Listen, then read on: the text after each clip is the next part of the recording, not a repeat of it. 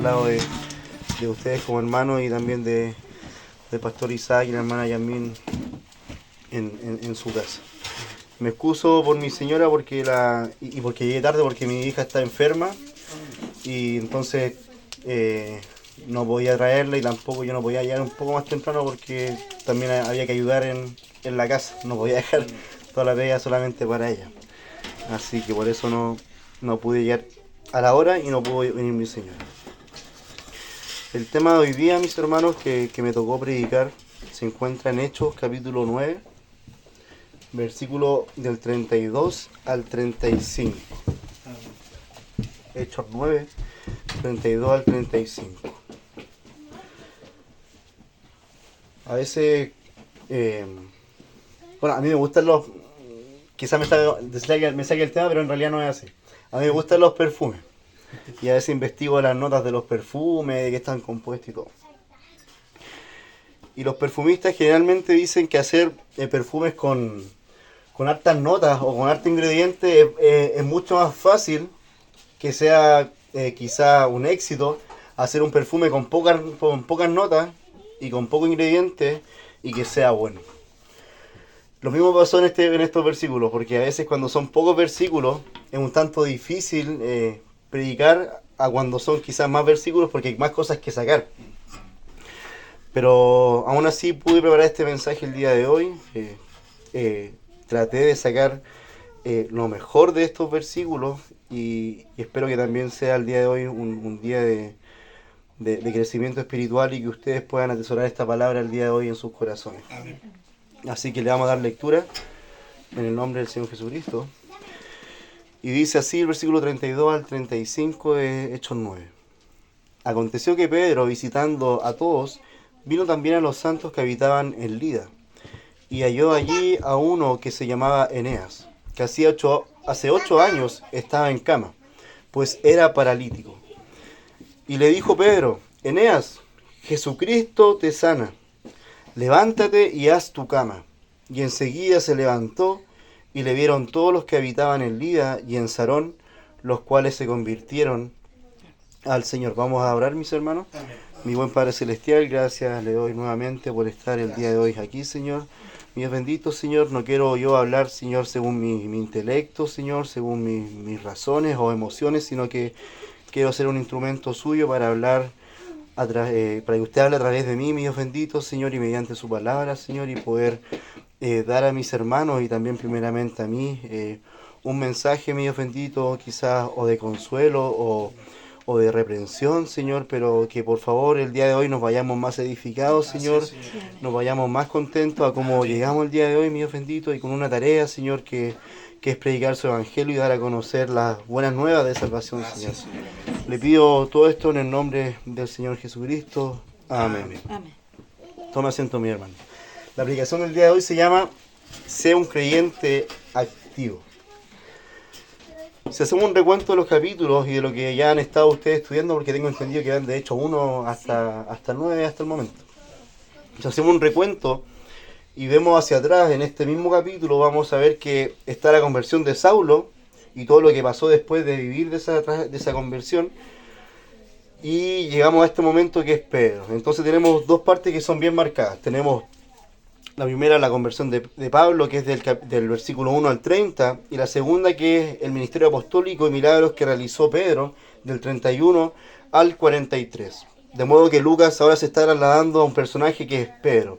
La última vez que se nombró a Pedro, mis hermanos, fue en Hechos capítulo 8, cuando él fue a Samaria y reprendió a un mago que fue Simón el mago. Recordemos que Pedro no fue solo, que fue junto a Juan, y en ese momento estaba Felipe predicando el Evangelio, pero se dice la palabra que fueron ellos bautizados en el nombre del Señor, pero que aún no había sido derramado el Espíritu Santo sobre ellos. Entonces faltaba que llegara Pedro a hacer o a ejecutar esa labor. Por lo tanto, Pedro llegó a ese lugar certificando las cosas que estaban pasando en esa región de Samaria, de lo que había sucedido mediante Felipe. Recordemos que Felipe estuvo predicando en ese lugar intensamente, y aparece Pedro y Juan certificando la obra que había hecho Felipe en ese lugar. Pero además también Pedro y Juan, como les dije, habían reprendido a Simón el mago, porque es una persona que quería tener los beneficios de la iglesia y hacer los propios. De hecho, quiso pagar por aquello. Entonces, ahora Lucas vuelve con Pedro. Tuvo Pedro, Pablo y ahora nos vuelve con Pedro. Y podemos dividir estos versículos en 4 partes, mis hermanos. O 4 puntos. El primer punto se llama no eran creyentes inactivos. El segundo exalta a Cristo. El tercero, vives para Cristo. Y el último punto que vamos a tocar, mis hermanos, se llama el impacto de estar en movimiento.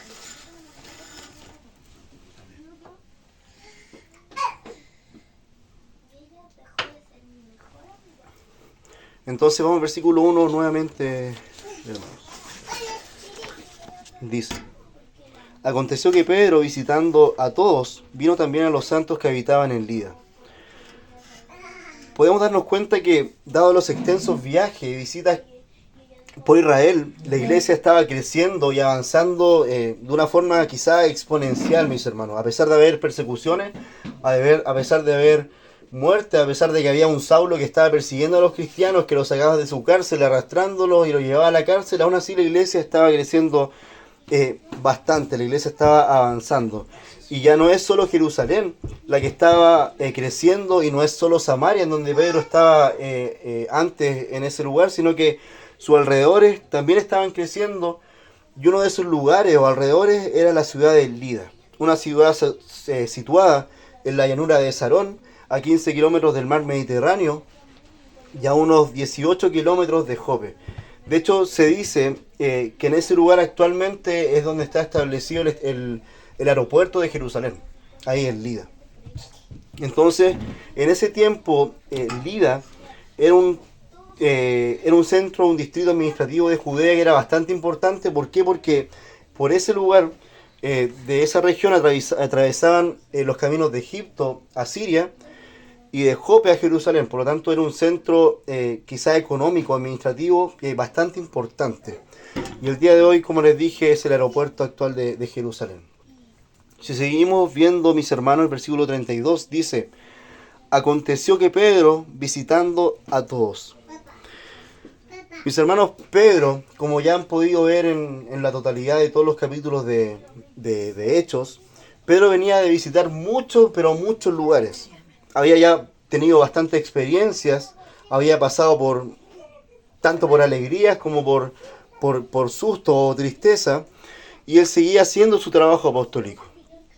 Y esto lo venía haciendo, por ejemplo, si vemos cuando Pedro toma la vocería en Pentecostés y anuncia la oportunidad de predicar el Evangelio en Hechos 2, cuando le habla a la multitud del Evangelio, como por ejemplo cuando Pedro junto a Juan sanan a un cojo y Pedro aprovecha la oportunidad para anunciar nuevamente el Evangelio en Hechos 3. Luego Pedro de esto es llevado junto con Juan al concilio, en donde también se dio a conocer nuevamente el Evangelio en Hechos 4.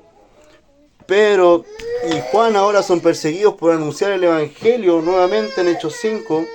Y Pedro nuevamente está en Samaria confirmando lo que ha hecho Felipe, pero también anunciando el Evangelio, animando y reprendiendo a Simón el mago. Entonces, luego de este trabajo va a otra región que es la ciudad de Lida.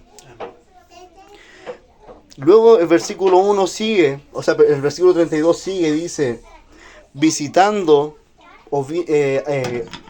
a todos, vino también a los santos. Aquí se hace referencia, cuando se dice santos, se hace referencia a las comunidades que habían en ese lugar, que eran de creyentes. ¿Y quién habrá anunciado antes el Evangelio en Lida? Lo más probable es que fue también Felipe.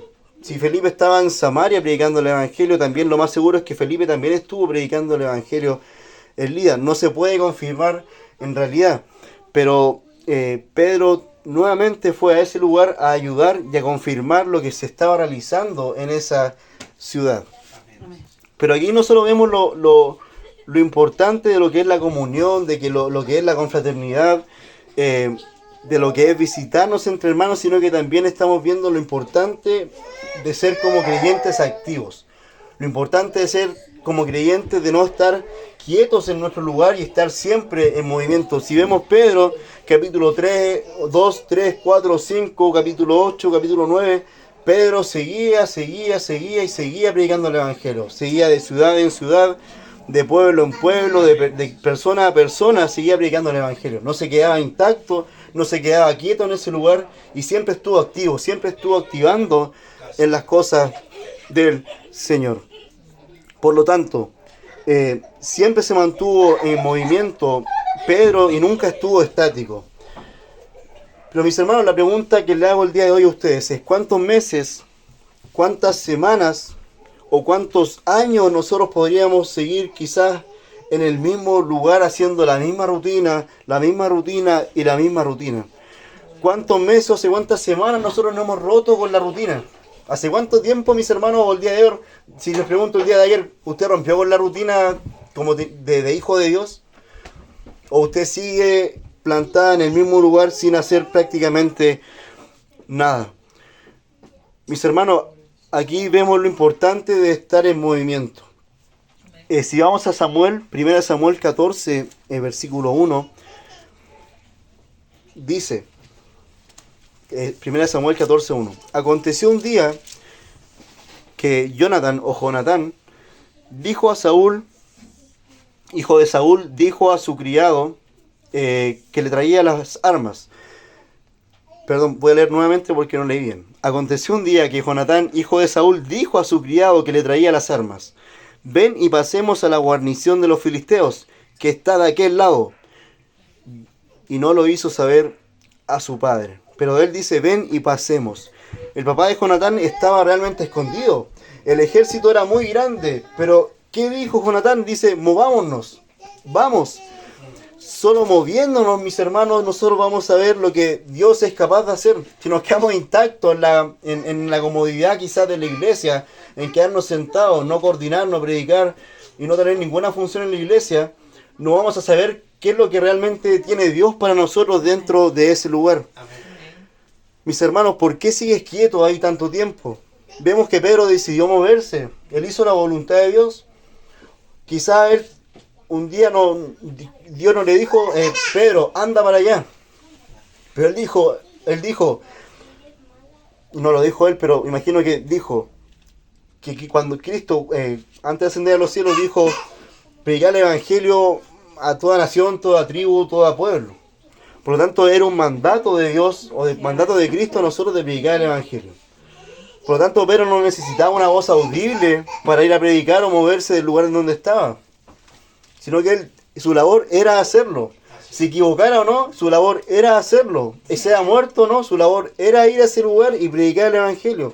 Sea preso o no, tenía que él ir a ese lugar y predicar el Evangelio. Amén. Por lo tanto, ¿por qué seguimos quietos, mis hermanos? Nosotros muchas veces, tanto tiempo, días, meses, años, sin nosotros activar realmente en la iglesia. Por lo tanto, no eran creyentes inactivos. Número 2, exalta a Cristo. Seguimos avanzando en el versículo 33, que dice: y halló allí a uno que se llamaba Eneas, que hacía 8 años que estaba en cama, pues era paralítico. El 34 dice: y le dijo Pedro a Eneas: Jesucristo te sana, levántate, ya es tu cama. Y enseguida se levantó. Mis hermanos, aquí los creyentes ponen al apóstol Pedro en contacto con un hombre humilde llamado Eneas. No podemos afirmar que Eneas era un creyente, un cristiano genuino o no. Lo desconocemos absolutamente porque no hay datos respecto de eso. Pero sí sabemos que llevaba 8 años encamado a causa de una parálisis. Pero ¿cuál es el punto importante de estos versículos, mis hermanos? Es que tanto Pedro como Eneas exaltan el nombre de Cristo, haciendo la voluntad de Él. Muchas veces nosotros venimos a la iglesia en modo automático. Uno muchas veces dice: ya, yo sé que tengo que llegar, sentarme en la silla de atrás, la del medio, la de adelante. Yo sé que quizá un día me van a hacer orar. Ojalá que no me hagan orar porque quizás me da vergüenza. Luego termina el servicio: pastor, un gusto, hermano, un gusto, me voy a la casa, listo. Día domingo, nuevamente lo mismo. Día domingo, nuevamente lo mismo. Muchas veces caemos en eso, mis hermanos. Y esto sucede porque nosotros estamos muchas veces paralizados al igual que este hombre. Este hombre tuvo 8 años paralizado. 8 años sin el poder levantarse, sin el poder hacerse su comida. Quizás ni siquiera se podía bañar, no se podía quizás vestir él solo. Y nosotros muchas veces estamos más de 8 años, o quizás 8 meses, o 8 semanas, en el cual nosotros no hacemos prácticamente nada por nuestra vida cristiana. ¿Cuánto tiempo, mis hermanos, llevamos estancados en los caminos del Señor? ¿Cuánto tiempo llevamos sin leer la palabra de Dios y no emocionarnos? Muchas veces estamos leyendo quizás nuestro devocional diario o a veces nos atrasamos en un día en leer y el otro día decimos, ya voy a leer quizás 2 capítulos más. O si leo un día un versículo, otro día otro, mejor leo 2 versículos más. Pero muchas veces los leemos, pero ni siquiera nos emocionamos. Es como que, no sé, leemos un letrero quizás que hay en una estación de metro, y estamos quizás leyendo un párrafo quizás de esa galleta de la buena suerte y nada más. No nos estamos emocionando. Por lo tanto, quiero que vayamos a Isaías 41, versículo 10, que dice: no temas, porque yo estoy contigo. No desmayes, porque yo soy tu Dios que te esfuerzo. Siempre te ayudaré. Siempre te sustentaré con la diestra de mi justicia. Mis hermanos, reconozcamos esa área en nuestra vida que está inmóvil. Porque, como leemos aquí en Isaías 41:10, dice, no temas porque yo estoy contigo. Mis hermanos, reconozcamos en esa área de nuestra vida en la cual nosotros estamos inmóviles. Mis hermanos, nosotros debemos atrevernos a predicar el Evangelio. Debemos atrevernos a hacer cosas por el Señor. Amén. ¿Por qué? Porque el Señor va a estar con nosotros. Yo recuerdo cuando recién comencé en los caminos del Señor, y el pastor Jero siempre fue de la idea de que no, hay que coordinar. Y cuando le decía a un hermano, próximo domingo usted coordina, era porque usted coordinaba. Y yo decía, qué terror, quizás pararme aquí adelante y no saber qué decir. Porque yo veía, no sé, la hermana Miriam, o mi suegro, hermano Segundo, hermano Eleazar, o tantos hermanos que ustedes también conocen, que uno los mira como coordinan y uno como que le da ánimo, uno le da fuerza, como que uno se motiva en el servicio. Y uno dice, no, pues si estoy acá yo no soy así quizás. Yo quizás les voy a dar más pena con la que vinieron. Pero aquí la palabra del Señor dice, no temas porque yo estoy contigo, no desmayes porque yo soy tu Dios que te esfuerzo, siempre te ayudaré, siempre te sustentaré con la diestra de mi justicia. Mis hermanos, nosotros debemos atrevernos a ejercer labor en la iglesia. Debemos nosotros atrevernos a trabajar para el Señor. El Señor siempre nos va a ayudar. Puede que yo esté predicando el día de mañana o coordinando, usted también. Y quizás antes de subir al púlpito usted diga, no sé, nomás, Señor, no sé qué decir. Pero puede que quizás pise este lugar, apoye su mano aquí, en este púlpito, y quizás las palabras fluyan, mis hermanos, que como un río, y usted va a decir, sí, realmente, Señor, usted está conmigo. Y yo que tanto temía y tanto no quise quizás moverme de esa silla, de esa banca o de ese lugar, y en realidad usted sí confirma lo que yo hago. Por lo tanto, mis hermanos, exaltemos a Cristo y no estemos en inactividad. Tercer punto, ¿vives para Cristo? Dice el versículo 34. Y le dijo Pedro, Eneas, Jesucristo te sana. Levántate y haz tu cama. Y enseguida se levantó.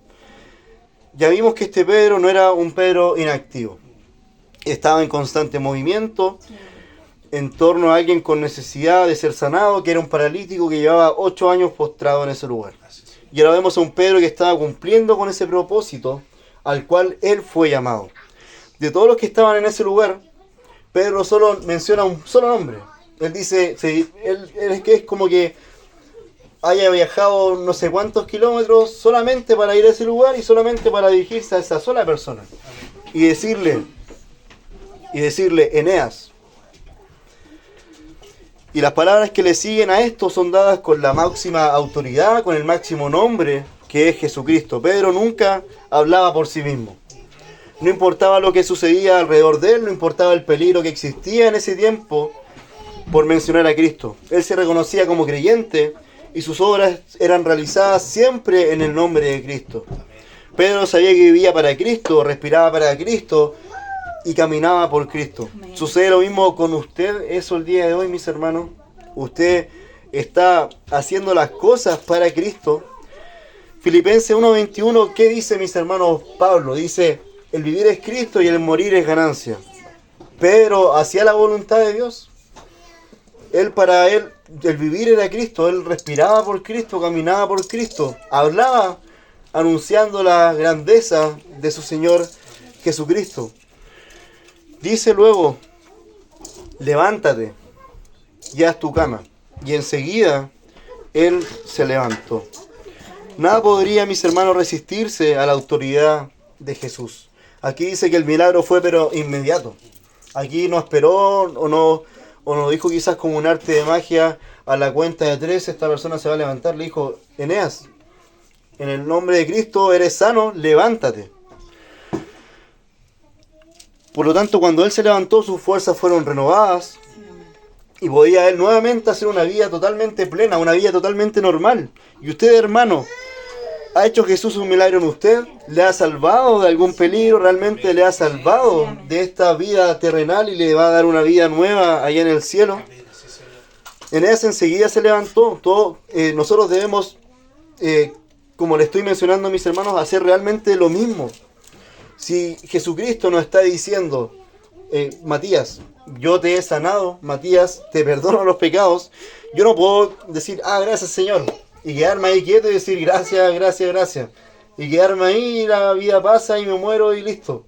No, mis hermanos, él se levantó y de hecho le dice Pedro, levántate y haz tu cama. Aquí lo que se dice realmente es que de una forma figurada le estaba diciendo Pedro, prepara algo de comer. O sea, él se levantó, mis hermanos, y no solamente se iba a quedar quieto ahí agradeciendo gracias a don Pedro por haberme sanado, sino que él era sanado y además se puso a trabajar al tiro para darle quizás de comer al apóstol Pedro.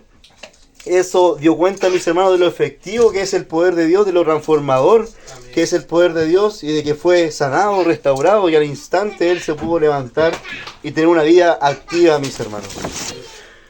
En cambio, muchos de nosotros somos sanados, somos salvados y nos levantamos solamente de la cama y luego no hacemos nada por Dios. No le damos a conocer a los demás las cosas que el Señor ha hecho con nosotros y lo que quiere hacer también con el resto de las personas. De hecho, todo esto, mis hermanos, que hizo Pedro cuando fue a este lugar, trajo un impacto pero poderosísimo en aquel sector. ¿Por qué? Porque dice, y le vieron todos los que habitaban en Lida y Sarón, los cuales se convirtieron al Señor. Y este es el cuarto punto, el impacto de estar en movimiento. Miren la gran cosecha que hubo en ese lugar, porque hubo un creyente, un apóstol, un hijo de Dios, que no se quedó quieto, y en movimiento siempre, mis hermanos, pudo llegar a ese lugar y entregar el Evangelio del Señor. Un hecho semejante no podía pasar desapercibido, mis hermanos, en ese lugar. El milagro se extendió fuera de la ciudad. Fue tal el impacto del Evangelio que creyeron en Jesucristo, no solo en Lidia, sino también en Sarón. ¿A qué me dirigía, mis hermanos, con este mensaje el día de hoy? Es que muchas veces las iglesias carecen de crecimiento espiritual o de crecimiento en cuanto a creyentes en su iglesia porque los mismos miembros de la iglesia no quieren moverse, no quieren ellos trabajar, no quieren estar ellos activos, no quieren exaltar a Cristo, no quieren estar ellos siempre en movimiento. Uno muchas veces va a iglesias o ve iglesias por YouTube, de esas iglesias que decretan muchas cosas, que cuando alguien está predicando hay una música de fondo que como que rodea la atmósfera y todo llorando, o como un ambiente muy poderoso, de mucha emoción. Pero mis hermanos, si se dan cuenta, sus mensajes son realmente vacíos. Es solamente quizás poesía o buena prosa delante de un púlpito, pero un mensaje totalmente vacío. Y uno dice, esas iglesias están llenas, están llenísimas. Pero no están llenísimas porque haya un evangelio o una buena doctrina, sino que porque usan otros mecanismos para que vengan personas. Pero uno dice, si la palabra de Dios es como dinamita, es poderosa al corazón de un perdido, ¿por qué una iglesia quizás está compuesta solamente por 5 creyentes y no viene nadie más? ¿Por qué podemos estar 1 año, 2 años, 3 años, 4 años, 8 años, 10 años con una iglesia solamente de 5 hermanos, y que sí, ciertamente pueden ser buenos hermanos, pero ¿por qué no crece la iglesia? Y eso muchas veces, mis hermanos, pasa por nosotros. Por nosotros que quizás no somos pastores, no somos quizás, no tenemos quizás grandes dones, pero no estamos nosotros muchas veces dispuestos a estar en movimiento. No estamos muchas veces nosotros dispuestos a estar sentados ahí, que el pastor Isaac diga un día, hermana Yana, usted la próxima semana va en representación nuestra a esta iglesia a predicar. Uno dice, qué terror. Es que en esa iglesia hay 100 hermanos, imagínense estar hablando frente a 100 hermanos. O la hermana que está ahí atrás, mañana, hermana, usted el día X va a ir a otra iglesia también a predicar, o la voy a preparar un mes para que usted predique aquí un día. Y uno dice, pero Señor, qué terror, qué miedo, qué voy a hacer, es que no puedo. Pero mis hermanos, leímos en Samuel que el Señor, en Isaías, que no debíamos tener porque el Señor estaba con nosotros. Nosotros debemos ser creyentes que no debemos estar estáticos en nuestras posiciones, en nuestros cargos, en nuestros lugares, y estar abiertos, mis hermanos, y dispuestos para trabajar al Señor. El llamado que le hago el día de hoy, mis hermanos, es que apoyemos a nuestros pastores, estemos dispuestos a crecer como creyentes, estemos dispuestos a trabajar, a estar en movimiento, a quizás si tenemos alguna idea para poder crecer como iglesia, para poder trabajar o tener más funciones, hacerlas saber, ser más proactivo, tener ese deseo, mis hermanos, de no ser creyentes inactivos, de quedar ahí en la pereza y en la comodidad de nuestro asiento. Mis hermanos, el cristianismo o el evangelio consiste en hacer aquellas cosas que no nos gustan hacer. Consiste en que yo no tenga malos pensamientos, o quizás pensamientos que a mí me gusta tener, no tenerlos. O quizás si a mí me gustaba mentir o me gustaba robar, el cristianismo o el ser el hijo de Dios consiste en no mentir y en no robar.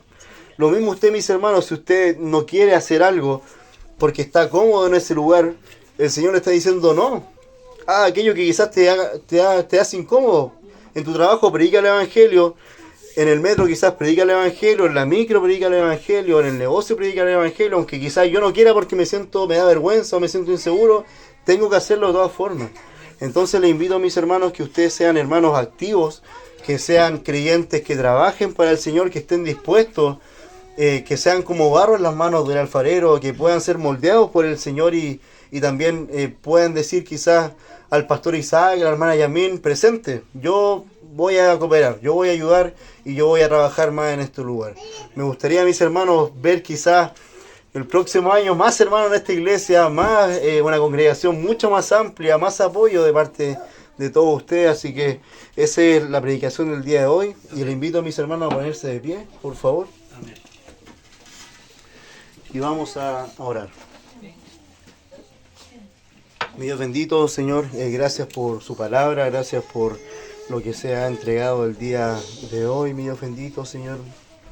Haya sido quizá una predicación larga o corta, Señor, creo, Señor, que se pudo entregar aquello que era preciso, que pudieran escuchar mis hermanos el día de hoy, Señor. Esta palabra a mí, Señor, me ha tocado primeramente en lo más profundo, Señor, y me hace un llamado a estar siempre en movimiento, ser un creyente activo y trabajar para usted, Señor. También le pido y le ruego que mis hermanos hayan podido también entender lo mismo, Señor, y hayan podido atesorar en sus corazones lo que el día de hoy se pudo entregar, Señor. Quizás es un mensaje, Señor, simple, Señor, sin quizás palabras rebuscadas, ni mucha teología, quizás, Señor, o muchas quizás citas de libros de teología o otros escritores, Señor, pero en esta simpleza, Señor, de este mensaje, Señor, hay palabras tan potentes porque son palabras suyas, mi Dios.